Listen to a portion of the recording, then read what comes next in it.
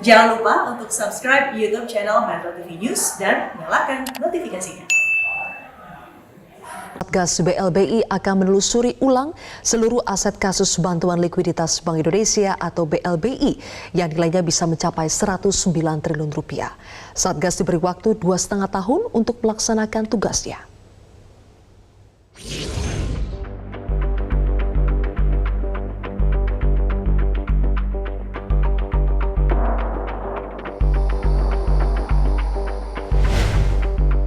Satuan Tugas Penanganan Hak Tagih Negara Dana Bantuan Likuiditas Bank Indonesia atau BLBI diberi waktu hingga 2023 atau sekitar 2,5 tahun sejak Kepres ditetapkan untuk segera mengeksekusi aset yang dijaminkan ke negara oleh para obligor BLBI.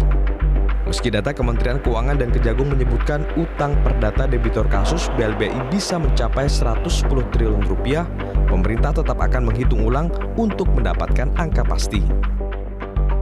Ada juga yang nilainya itu barangkali sudah naik, ya sesudah dijaminkan dulu ke negara ini sekian, sehingga timbul tafsir apakah ini jaminan pelunasan kredit ataukah aset itu dikuasai oleh negara. Itu juga tentu kalau bagi kami itu aset negara karena pada waktu itu nilainya di bawah itu. Kalau sekarang berkembang lagi sesudah 14 tahun kan ya 16 tahun misalnya berkembang, nah itu kemudian kita perlu kepastian bahwa dulu yang diambil, dijaminkan ke negara itu asetnya.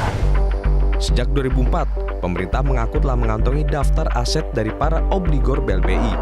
Namun selama ini aset yang berupa jaminan surat, uang, dan deposito itu belum dapat dieksekusi karena menunggu putusan Mahkamah Agung terkait perkara BLBI.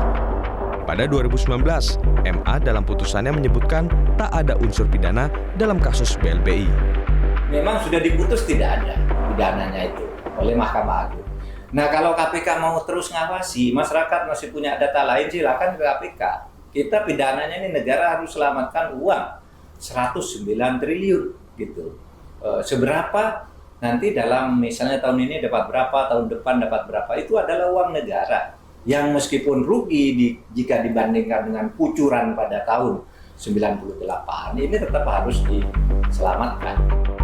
Kendati tak dilibatkan dalam Satgas, Komisi Pemberantasan Korupsi atau KPK mengaku akan menyuplai data, terutama data yang terkait dengan penyelidikan hingga penuntutan kasus BLBI.